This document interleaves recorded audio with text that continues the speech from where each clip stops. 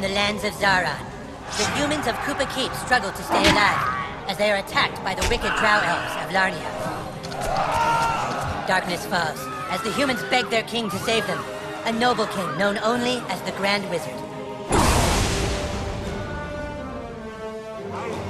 For 1,000 years, the battle has been waged, with only the bravery of the Grand Wizard to protect his human followers. But even though the Wizard King is so undeniably cool, the Drow Elf armies continue their attacks. They seek the humans' most treasured relic, the Stick of Truth. But the tides of war are soon to change, as news of a new kid spreads throughout the land. In order to save the humans, the Grand Wizard must get to the new kid, before the Drow Elves can manipulate his mind, and use him to take the sacred relic from human hands. For whomever controls the stick, controls the universe.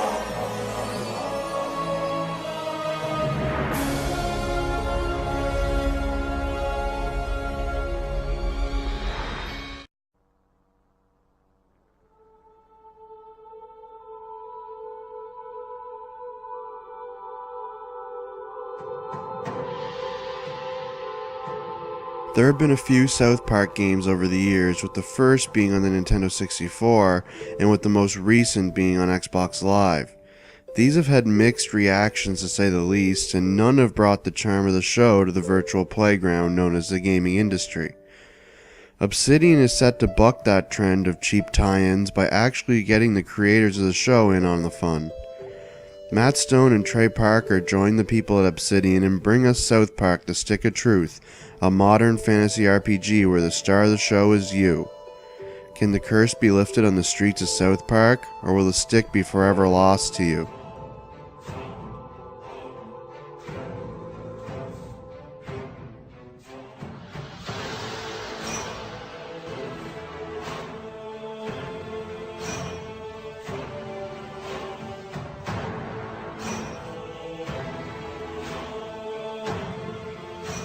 The story revolves around you, a new kid in town who is trying to fit in and make friends with the other kids of South Park.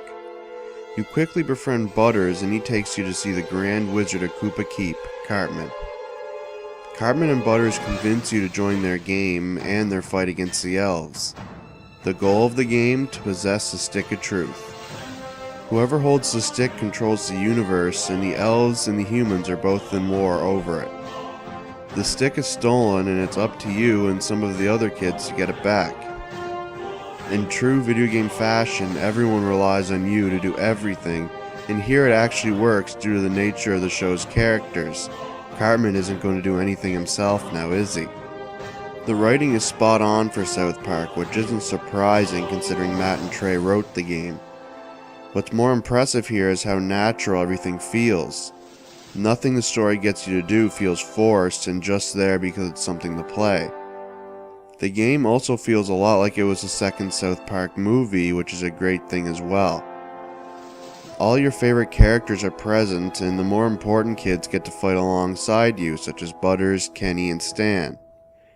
The story goes to some pretty interesting places, and it feels very connected to how episodes unfold in the show. Things start out pretty small and get more complicated as things go.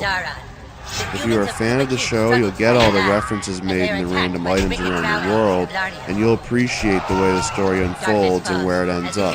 It's utterly ridiculous. A noble king known only as the Grand Wizard. For 1,000 years, the battle has been waged, with only the bravery of the Grand Wizard to protect his human followers. But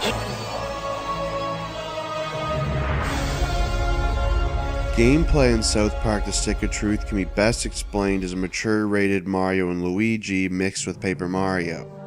You control up to 2 characters at a time in battle, and each has their own abilities. Each ability has different effects, damage outputs, and PowerPoint requirements. Each character can also attack and use items.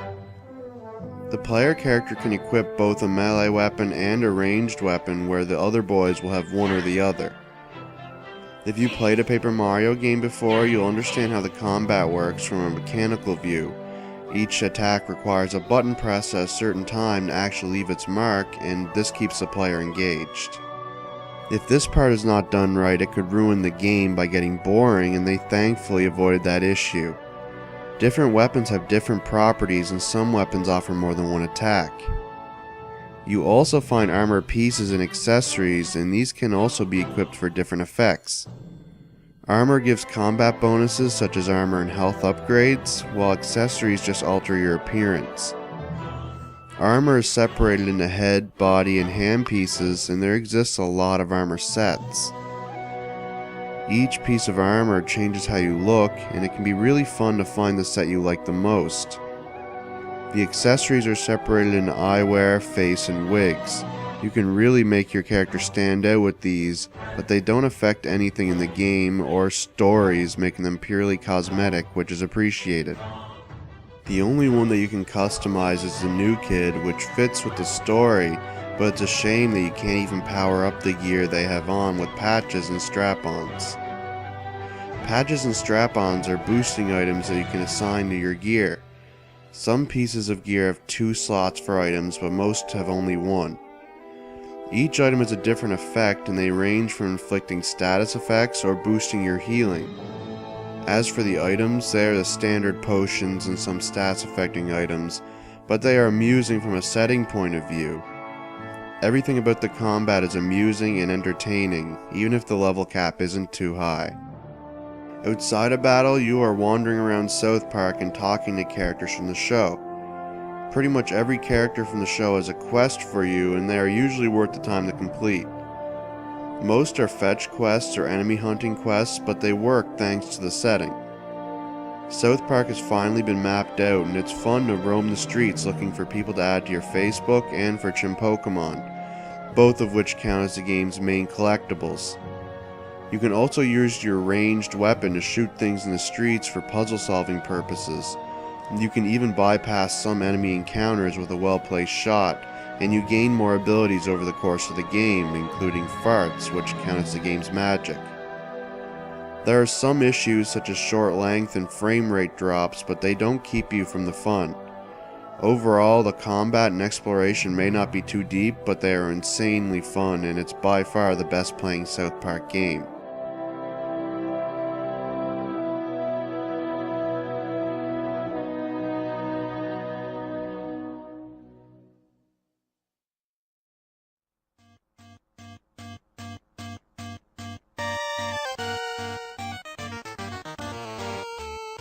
The audio in the game is a mix between South Park and a fantasy RPG. You might hear some traditional sounding fantasy music, only for there to be some South Park style vocals in the background. It works surprisingly well and fits the setting perfectly.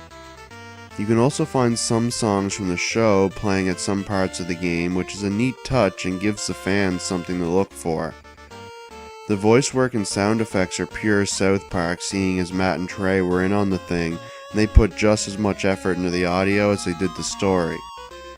There are no new voices to be heard here, but that's not an issue with a South Park game.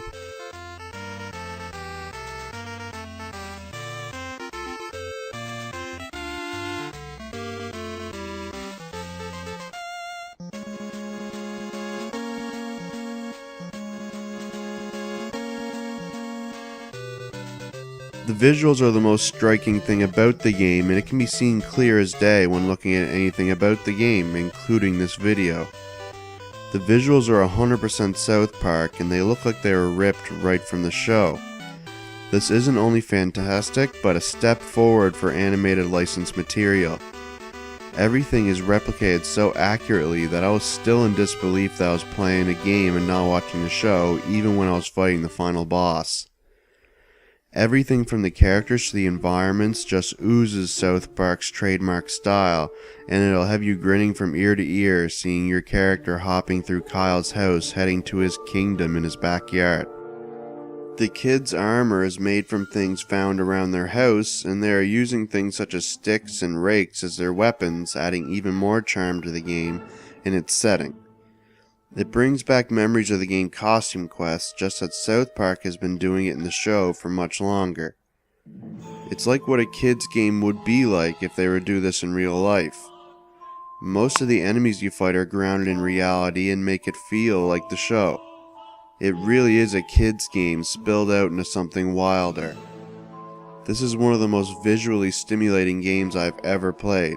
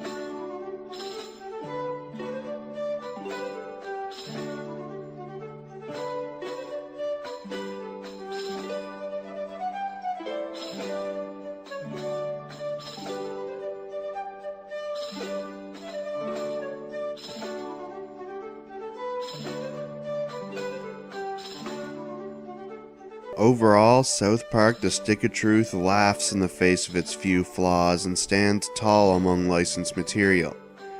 Its characters, story, gameplay, and charm stand out among others in its genre, and its visuals make a mockery of every bland licensed game out there. It feels like the show, and that's the most important thing here. They didn't just nail it, they brought South Park to life in a playable form and let you move in as the new kid trying to hang out with the biggest troublemakers in town. I can't stress enough how important this grounded setting is and how well it works with South Park's insanity. It's not a revolutionary RPG from a gameplay point of view, but it's probably the best RPG based off a show, and I had fun the entire time and it kept me playing. The Stick of Truth remains safe in the hands of a 10 out of 10.